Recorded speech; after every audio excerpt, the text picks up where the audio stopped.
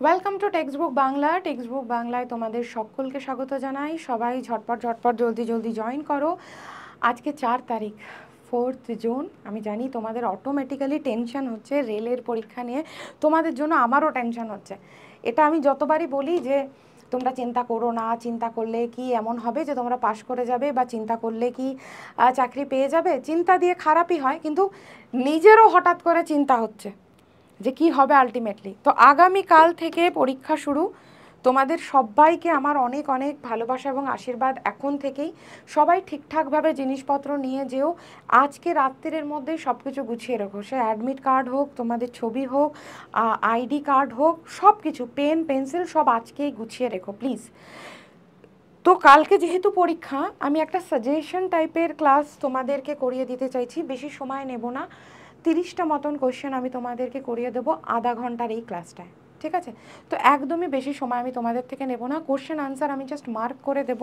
আমার এই ক্লাসটা করানোর পেছনের এটাই মোটিভ, পরীক্ষার আগে তোমরা অ্যাটলিস্ট এটা দেখে যাও। এই ক্লাসটার জন্য এটাই মোটিভ, পরীক্ষায় বসার আগে এটা অ্যাটলিস্ট দেখে যেও, কারণ কালকের থেকেও অনেকের পরীক্ষা আছে। তো first question, Begum Hazrat Mahal the wife of Nawab of dash led the uprising at Lucknow in May 1857। কোথাকার নবাবের স্ত্রী বেগম হজরত মহল 1857 সালের মে মাসে লখনৌতে বিদ্রোহের নেতৃত্ব দেন? এই পারপাস কতগুলো ইনফরমেশন আমি দিয়ে রাখি। আওয়াদের উনি রানী বা বেগম ছিলেন, কিন্তু উনি বেগম কার ছিলেন? ওয়াজিদ আলী শাহের। উনি বেগম ছিলেন ওয়াজিদ আলী শাহের, 10th নবাব অফ লখনৌ অথবা আওয়াধ। ওনার ছেলের জন্য উনি বেসিক্যালি বেগম হজরত মহল। কারণ এই সময় ওয়াজিদ আলী শাহ ইনি কলকাতায় চলে আসেন। ইনি কিন্তু সেই ব্যক্তি যিনি কলকাতায় আমাদের কলকাতার বিখ্যাত বিরিয়ানি, যে বিরিয়ানির মধ্যে আলু দেওয়া হয়, সেই বিরিয়ানির প্রচলন করেছিলেন। তো হয় আওয়াধ অথবা লখনৌ, অপশানে হয় লখনৌ থাকবে, না হলে আওয়াধ থাকবে। কারণ লখনৌয়ের বেগম ছিলেন বেগম হজরত মহল। উনি ওনার ছেলে বীরদিস কাদিরের জন্য লড়াইটা লড়েছিলেন। The context of the British rule in India, who among the following became the first governor general after the post of governor was elevated to governor general of Bengal? কি বলছে ম্যাম? বলছে ব্রিটিশ শাসনের সময়কালে governor পদ বাংলার governor general পদে উন্নীত হওয়ার পরে নিম্নলিখিতদের মধ্যে কে প্রথম গভর্নর জেনারেল হয়েছিল? মানে আগে তো ছিল শুধু বাংলার গভর্নর, সেখান থেকে চেঞ্জ হয়ে গেল গভর্নর জেনারেল। আগে ছিল শুধু গভর্নর অফ বেঙ্গল, বাংলার গভর্নর, সেখান থেকে চেঞ্জ হয়ে গেল গভর্নর জেনারেল। তো বলছে এই যে গভর্নর জেনারেল হিসেবে চেঞ্জ হলো, এটা প্রথম হয়েছিল কে? Warren Hastings. উইলিয়াম বেন্টিং নয়, উনি হয়েছিলেন governor general of India. William Bentinck হচ্ছে প্রথম গভর্নর জেনারেল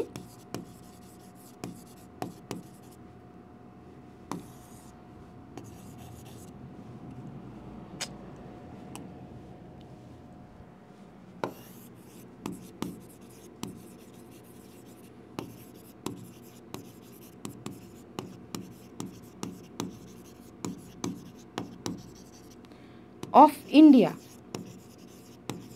আর এখানে যে ওয়ারেন হেস্টিংসের কথা বলা হচ্ছে, ইনি কিন্তু গভর্নর জেনারেল অফ বেঙ্গল। তার মানে প্রথমে হচ্ছে বাংলার গভর্নর অফ বেঙ্গল, তারপরে হচ্ছে গভর্নর জেনারেল অফ বেঙ্গল, তারপরে হলো গভর্নর জেনারেল অফ ইন্ডিয়া, যেটার প্রথম হচ্ছে উইলিয়াম বেন্টিং।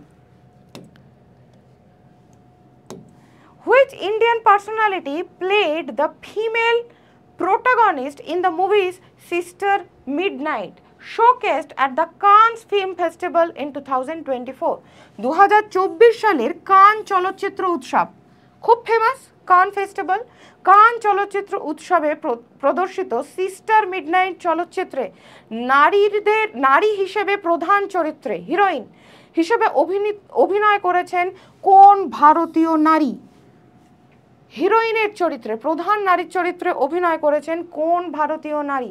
রাধিকা আপ্তে, কৃতি সানান, অদিতি রাও হায়দারি নাকি তাপসি পানু? আনসার হবে রাধিকা আপ্তে। প্রচণ্ড ভালো অভিনেতা, প্রচণ্ড ভালো, এবং ভাষার উপরে প্রচণ্ড দখল। অনেকগুলো ভাষা উনি জানেন, তার মধ্যে বাংলা, ইংরাজি, কন্নড়, মালায়ালাম, তামিল। এবারে যেহেতু ভাষাগুলো এত সাবলীল উনি এবং শিক্ষিতা, পড়াশুনো জানা মহিলা, তো ওনার পক্ষে ইংলিশ মুভি করাটাও খুব কঠিন ব্যাপার নয়। Who was appointed as the director general of Sashastra Seema Bal SSB in September 2024? 2024 সালের সেপ্টেম্বর মাসের সীমা বাহিনী, সশস্ত্র সীমা বাহিনী, যেটাকে ইংরেজিতে বলে কি সশস্ত্র সীমা বল, এর মহাপরিচালক মানে ডাইরেক্টর জেনারেল হিসেবে কে নিযুক্ত হয়েছেন?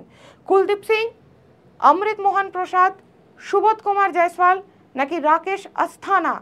কে হবে? আমি বেশি সময় নিচ্ছি না তোমাদের থেকে, কারণ তোমাদের সবার আজকে সময় খুব কম। অমৃত মোহন প্রসাদ, কারণ আমি ক্লাসটা রেখেইছি যাতে তোমাদের সাজেস্টিভ ক্লাস হয়, তাই জন্য আমি কোশ্চেন করেই আনসার করিয়ে দিচ্ছি। তার কারণ হচ্ছে 30 মিনিটের আমি ক্লাস রাখবো, বেশি লম্বা ক্লাস করলে তোমরা পরীক্ষার আগে দেখে যাওয়ার সময়ও পাবে না। 30টার মতন আমি কোশ্চেন করিয়ে দেব। তো এই ক্লাসে তোমরা এই 30টা কোশ্চেন পরীক্ষায় দিতে যাওয়ার আগে দেখে যেও। Which of the following program aims to improve the food and nutritional status of people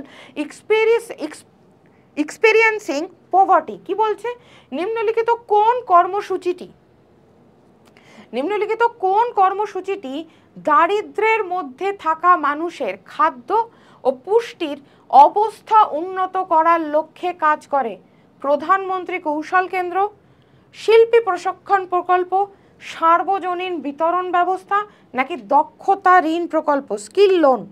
মানে বলছে খাদ্য আর পুষ্টির অবস্থা উন্নত করার জন্য, সাধারণ মানুষের খাদ্য এবং পুষ্টির অবস্থা উন্নত করার জন্য কোন স্কিমটা চালু করা হয়েছে? 3 নম্বর, এই কোশ্চেন আমি আগেও করিয়ে দিয়েছি। পাবলিক ডিস্ট্রিবিউশন সিস্টেম, সার্বজনীন বিতরণ ব্যবস্থা, ইংরেজিতে বলে পাবলিক ডিস্ট্রিবিউশন সিস্টেম, বাংলায় হচ্ছে সার্বজনীন বিতরণ ব্যবস্থা।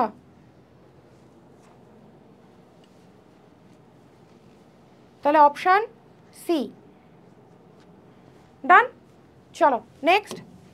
Which of the following sultans of Delhi established a strong and large standing army to protect and defeat the Mongol invasion? এটা আজকেই আমি পেড ব্যাচে পড়িয়েছি, বলছে দিল্লির সুলতানদের মধ্যে কে মঙ্গল আক্রমণ 12 বার, উনি 12 বার মঙ্গল আক্রমণ প্রতিহত করেছিলেন, এবং ওনার একটা স্ট্যান্ডিং আর্মি মানে বৃহৎ স্থায়ী সেনাবাহিনী ছিল। স্থায়ী সেনাবাহিনী মানে কি?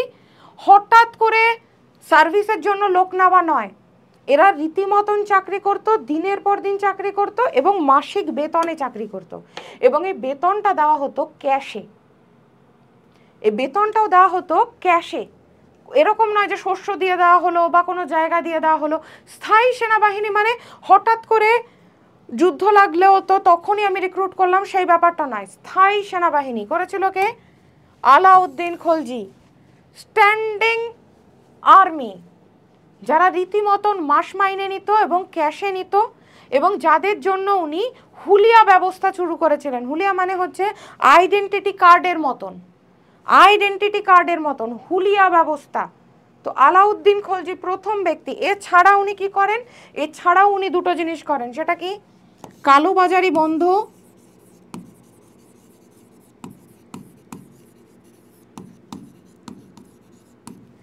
রেশনিং সিস্টেম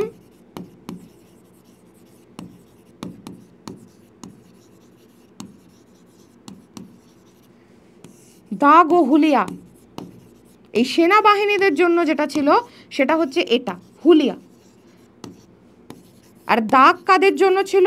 ওনার যে সকল ঘোড়া ছিল তাদের জন্য দাগ। Next, What was the major economic challenge addressed in third 5-year plan? তৃতীয় পঞ্চবার্ষিকী পরিকল্পনা। তৃতীয় পঞ্চবার্ষিকী পরিকল্পনা, যেটা সালটাও আমরা মাথায় রাখবো, 1961 থেকে 1966। তৃতীয় পঞ্চবার্ষিকী পরিকল্পনা 1961 থেকে 1966। পরিকল্পনার থেকে কোশ্চেন রেলে দেয়, পরিকল্পনার থেকে কোশ্চেন, 5-year প্ল্যান থেকে কোশ্চেন রেলে দেয়। তো বলছে কোন প্রধান অর্থনৈতিক চ্যালেঞ্জের সমাধান করা হয়েছিল তৃতীয় পরিকল্পনায়?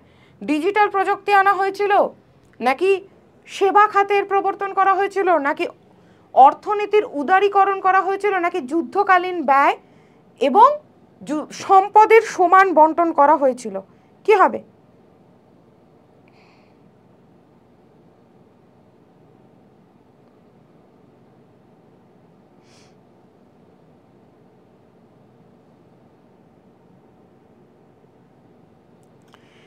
থার্ড প্ল্যান বলেছি, এটা সবার পারা উচিত। থার্ড প্ল্যান, যুদ্ধের ব্যয়, war time expenditure and resource allocation. কারণ কি? সালটার দিকে তাকাও, 1962 ইন্ডিয়া চায়না ওয়ার,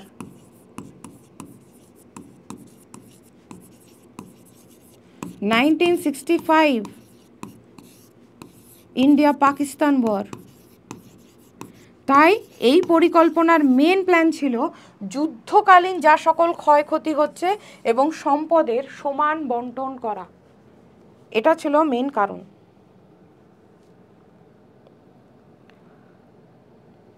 হলো? নেক্সট, তাহলে আনসার এইটা, option 4। The book coaching beyond my days with the Indian cricket team, বইটার নাম coaching beyond my days with the Indian cricket team. এই বইটার হচ্ছে কার আত্মজীবনী? অথরাইজড বা অথরাইজ বলছে, authored by R Sridhar and forwarded is by, বলছে coaching beyond my days with the Indian cricket team বইটির লেখক আর শ্রীধর কার সম্পর্কে লিখেছেন? কে হবে? সচিন তেন্ডুলকার নয়, রাহুল দ্রাবিড় নয়, সৌরভ গাঙ্গুলি তো নয়, ভিভিএস লক্ষ্মণ। বলতে পারো এটা ভিভিএস লক্ষ্মণের আত্মজীবনী, এটা বলা যেতে পারে ভিভিএস লক্ষ্মণের আত্মজীবনী। কারণ এটা আর শ্রীধর ছিলেন ওনার কোচ, আর শ্রীধর ছিলেন ওনার কোচ, লেখক, বইটির লেখক আর শ্রীধর। আর শ্রীধর হচ্ছে ভিভিএস লক্ষ্মণের কোচ ছিলেন, ফিল্ড কোচ। তাহলে option 2। Next, who among the following won the gold medal at para Olympics in the women's 10 metre air rifle standing SH1 shooting category? Para অলিম্পিকের মহিলাদের 10 metre air rifle standing SH1 shooting বিভাগের স্বর্ণপদক জিতেছেন কে? অমূল্য চৌধুরী, মনীষা আগরওয়াল, অবনী লেখরা, নাকি প্রীতি পাল?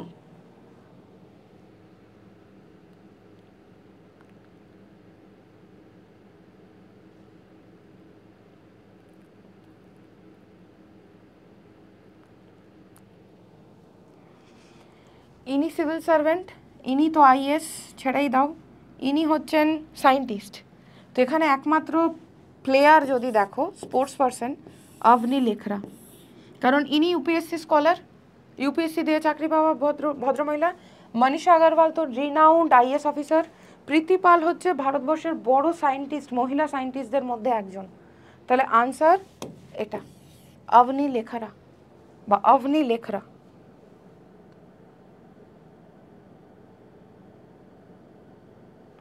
হলো?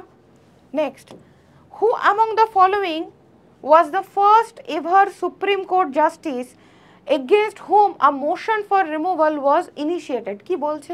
নিম্নলিখিতদের মধ্যে প্রথম সুপ্রিম কোর্টের এমন একজন বিচারপতি যার বিরুদ্ধে অপসারণের প্রস্তাব উত্থাপিত হয়েছিল। অপসারণ মানে এনাকে সরিয়ে দেওয়া হোক, এনাকে সরিয়ে দেওয়া হোক, মানে কোরাপ্ট, তাই একে সরিয়ে দেওয়া হোক। প্রথম কোন এমন ব্যক্তি যাকে সরিয়ে দেওয়ার কথা আসে? বিচারপতি Ramaswamy, honourable mister justice Ramaswamy, এনার এগেনস্টে। এই যে অপশানে অনারেবল মিস্টার জাস্টিস রামস্বামী, যার এগেনস্টে বলা হয় যে এনাকে সরিয়ে দেওয়া হোক। কারণ বলা হয়েছিল ইনি যখন পাঞ্জাব আর হরিয়ানা হাইকোর্টের মেন বিচারপতি ছিলেন, উনি পয়সা নিয়ে কাউকে জিতিয়ে দিয়েছিলেন, জাজমেন্টটা তার তরফে দিয়েছিলেন। কারণ এই বিচারপতি ছিলেন পাঞ্জাব হরিয়ানা হাইকোর্টের চিফ জাস্টিস, মেন জাজ ছিলেন। তো একটা কেসে, ব্যবসায়ীরই কেস, তাতে যার দোষ ছিল না তার থেকে টাকা নিয়ে তার সপক্ষে উনি বিচার দেন, আর এটা প্রমাণ হয়ে যায়, এবং তার জন্য ওনাকে সরিয়ে দিতে বলে। Next, which unit is use to measure the concentration of contaminants in soil and sediment? বলছে মাটি আর পলির মধ্যে, মাটি আর পলির মধ্যে দূষকের ঘনত্ব পরিমাপ করার জন্য যে এককটা ব্যবহার করা হয় সেটার নাম কি? সেটার নাম কি? ppm। ফুল ফর্ম কি ম্যাম? পার্টস মানে কণা, পার মিলিয়ন, এটা হচ্ছে ফুল ফর্ম। তো আনসার হবে এটা, parts per million, ppm, option 4।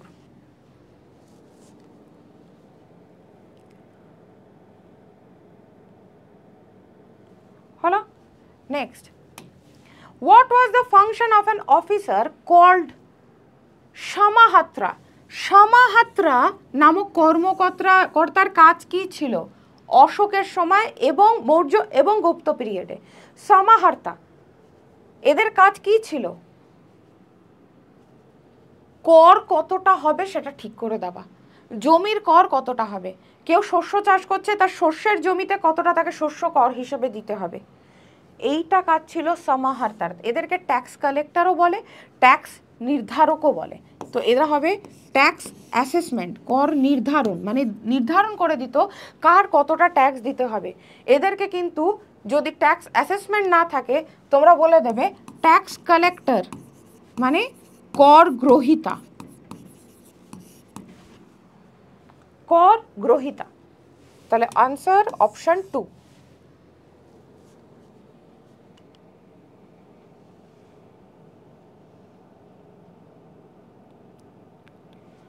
None. Next, the Central Universities Amendment Bill 2023 was passed for the establishment of Sammaka Saraka Central Tribal University in which state? বলছে কেন্দ্রীয় বিশ্ববিদ্যালয় সংশোধনী আইন 2023, যেখানে সাম্মাকা সারাক্কা কেন্দ্রীয় আদিবাসী বিশ্ববিদ্যালয় কোন রাজ্যে তৈরি করার জন্য, স্থাপনের জন্য, মানে এই ইউনিভার্সিটিটা সাম্মাকা সারাকা ট্রাইবাল উপজাতি ইউনিভার্সিটিটা তৈরি করার জন্য কোন জেলা, মানে কোন জেলা বলছি, কোন রাজ্যে এটা তৈরি করার জন্য এই আইনটাকে পাশ করা হয়? কি হবে? তেলেঙ্গানা রাজ্য, যার রাজধানী কি? Hyderabad.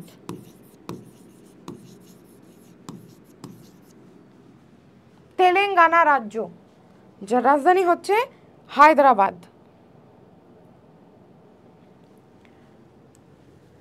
Next, which article of the Constitution of India deals with the Union Public Service Commission? আমি পেড ব্যাচে ডিটেলে পড়িয়ে দিয়েছি, এছাড়াও ওয়াইটিতেও বহুবার বলে দিয়েছি। ইউপিএসসি ভারতের সংবিধানের কোন ধারা কেন্দ্রীয় জনসেবা কমিশনের সাথে সম্পর্কযুক্ত? আর আমরা কি বলেছি? ইউপিএসসি হচ্ছে কনস্টিটিউশনাল বডি, সাংবিধানিক সংগঠন। কোন থেকে কোন নম্বর ধারায় ইউপিএসসির কথা বলা আছে? ইউপিএসসি সাংবিধানিক সংগঠন, কনস্টিটিউশনাল বডি। প্রতিটা স্টেটেরও একটা পিএসসি থাকে, যেরকম আমাদের ডাব্লিউবিপিএসসি, সেটাও কনস্টিটিউশনাল বডি, সাংবিধানিক সংগঠন। আর্টিকেল 351 থেকে 323, তাহলে অপশন হবে এটা, যেখানে ইউপিএসসির প্রতিষ্ঠার কথা বলা আছে, যেখানে ইউপিএসসির প্রতিষ্ঠার কথা বলা আছে।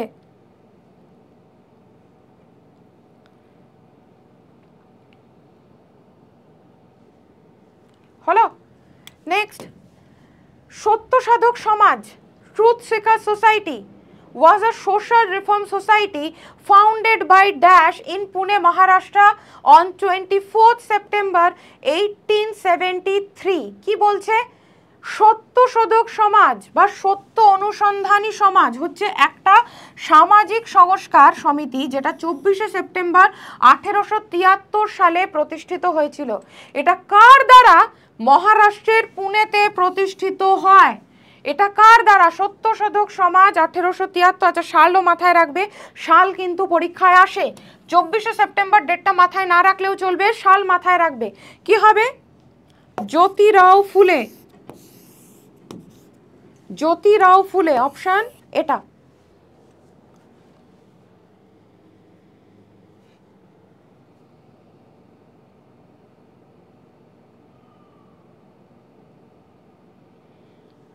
ডান? তাহলে অপশন সি।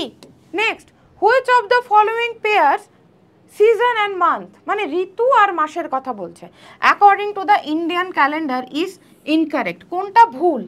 বলছে নিম্নলিখিত জোড়াগুলোর মধ্যে ঋতু, মাস এবং ভারতীয় পঞ্জিকা অনুযায়ী কোনটা ভুল? ভুল কোনটা?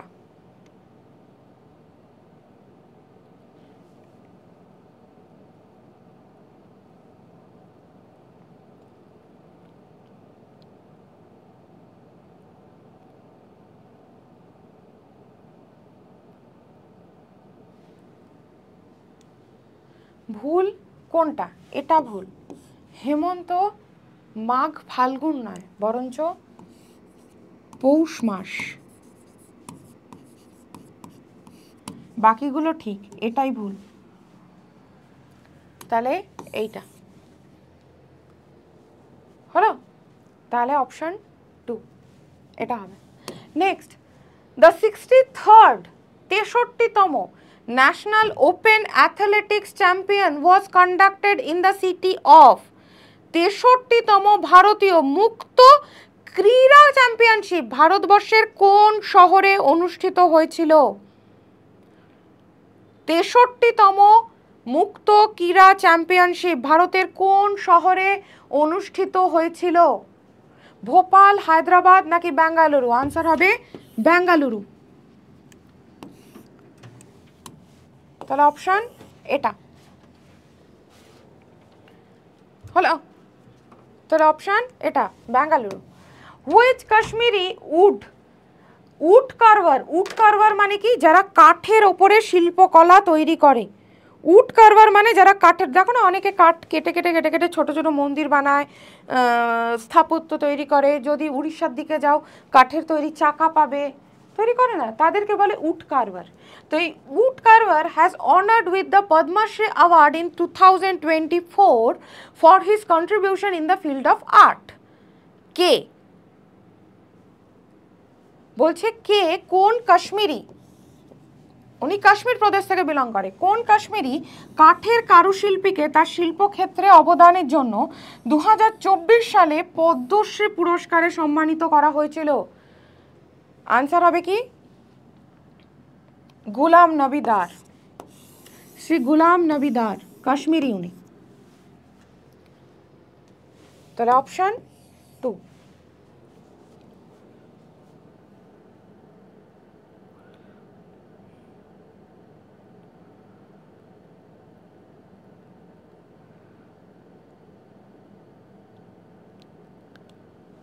হলো। Next, at the banks of which of the following rivers was the battle of 10 kings fought in the early Vedic period? বলছে আদি বৈদিক যুগ, আমরা জানি বৈদিক যুগকে দুটো ভাগে ভাগ করা যায়, প্রাক বৈদিক যুগ, পরবর্তী বৈদিক যুগ। তো বলছে কোন নদীর তীরে 10 রাজার যুদ্ধ হয়েছিল এবং যে যুদ্ধে রাজা সুদাস জিতেছিলেন? এটা লিখে রেখো তোমরা, রাজা সুদাস জিতেছিলেন। তো এই যে 10 রাজার যুদ্ধ হয়েছিল সেটা কোন নদীর তীরে? পুরুষনি, পুরুষনি নদীর তীরে। 10 রাজার যুদ্ধের কথা সপ্তম মণ্ডলাতে বর্ণিত আছে। ঋগ্বেদের সপ্তম মণ্ডলাতে 10 রাজার যুদ্ধের কথা বর্ণিত আছে। রাজা সুদাস জিতেছিলেন। তাহলে অপশন সি পুরুষনি হবে। Done? Next, In 2024, what has been the main focus of the pavilions displayed at the India Art, Architecture and Design Biennial? মানে 2024 সালে ভারতে আর্ট, আর্কিটেকচার, ডিজাইন আর বিএনএল বা বায়ানালে প্রদর্শিত প্যাভিলিয়নগুলোর প্রধান লক্ষ্য কী ছিল? টেকনোলজির প্রদর্শনী? না। ভারতীয় চলচ্চিত্র ফটোগ্রাফি তো কখনোই না। ঐতিহ্যবাহী কারুশিল্প? না। এখানকার সমসাময়িক শিল্প এবং উদ্ভাবনী ডিজাইন। সি হবে। সি।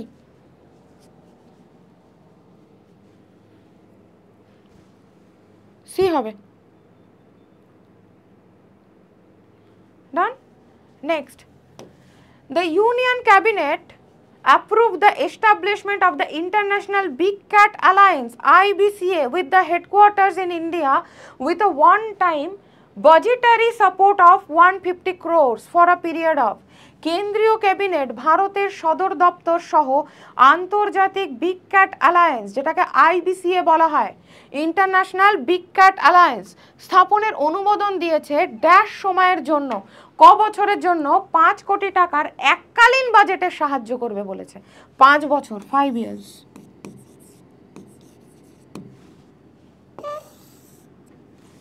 অপশন সি, 5 বছর। Next, the September 2024 Prime Minister Narendra Modi launched 3 dash supercomputers developed indigenously। indigenously মানে কি? ভারতে তৈরি। indigenously মানে হচ্ছে ভারতে তৈরি।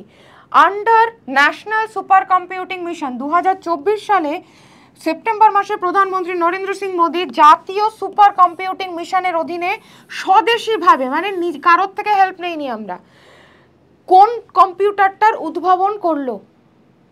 কোন কম্পিউটারটার উদ্ভাবন করলো? এর আগে যে সুপার কম্পিউটার ছিল সেটা হচ্ছে পরম 8000। এবারে যেটা করা হয়েছে সেটা হচ্ছে পরম রুদ্রা। এর আগে আমাদের কাছে যেটা ছিল সেটা হচ্ছে পরম 8000 সুপার কম্পিউটার। জেনে রেখো এটা। তাহলে option C. Next, which institute is responsible for the development of the investor information and analytics platform in 2024? 2024 সালে ইনভেস্টর ইনফরমেশন অ্যান্ড অ্যানালিটিক্স প্ল্যাটফর্মের উন্নয়নের জন্য কোন প্রতিষ্ঠান দায়ী? IIT Delhi, IIT Kanpur, IIT Madras নাকি আইআইটি বম্বে? এটার আনসার কি হবে? আইআইটি মাদ্রাজ। আমি আবারও বলছি, আজকের কোশ্চেন্সগুলো পরীক্ষার আগে অবশ্যই দেখে যেও। আমি একদম বেশি সময় নেব না, কোশ্চেন আনসারই আমি করিয়ে দিচ্ছি। একদম পরীক্ষার আগে দেখে যেও। The climate of a place is not affected by which of the following? নিম্নলিখিত কোনটি কোনো স্থানের জলবায়ুকে প্রভাবিত করে না, মানে হ্যাম্পার করে না, কোনোভাবেই প্রভাবিত করে না বা হ্যাম্পার করে না?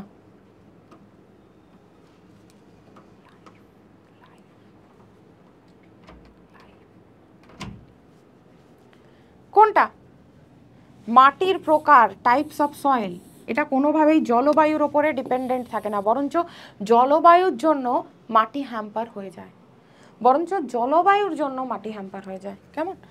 Next, who among the following founded the Arya Samaj? নিম্নলিখিত ব্যক্তিদের মধ্যে কে আর্য সমাজ প্রতিষ্ঠা করেন? লাস্ট কোশ্চেন আজকের ক্লাসের, নিম্নলিখিত ব্যক্তিদের মধ্যে কে আর্য সমাজ প্রতিষ্ঠা করেন?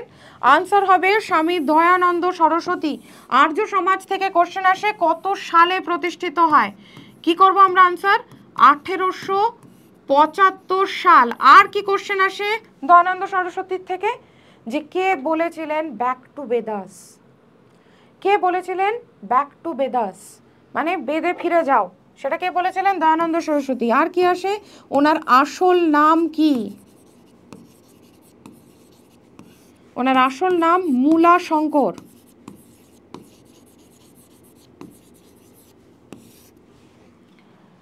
ঠিক আছে, তাহলে আনসার হচ্ছে আর্য সমাজ। তো আমি অনেকগুলো কোশ্চেন্স করিয়ে দিলাম তোমাদেরকে, পরীক্ষার আগে অবশ্যই দেখে যেও, কারণ এটা একদমই করা হচ্ছে যে এক্সপেক্টেড কোশ্চেন্স যেটা আসতে পারে তোমাদের আগামীকাল থেকেই 5ই জুন তোমরা জানো আগামীকাল থেকেই পরীক্ষা শুরু হয়ে যাচ্ছে রেলওয়েজের, সেই জিনিসটাকে মাথায় রেখে। তো সবাই একবার করে রিভাইজ করে নিও এবং বন্ধুদের সঙ্গেও শেয়ার করে দিও যারা যারা রেলের পরীক্ষার জন্য প্রিপারেশন নিচ্ছে। সকলে ভালো থেকো, জয় হিন্দ।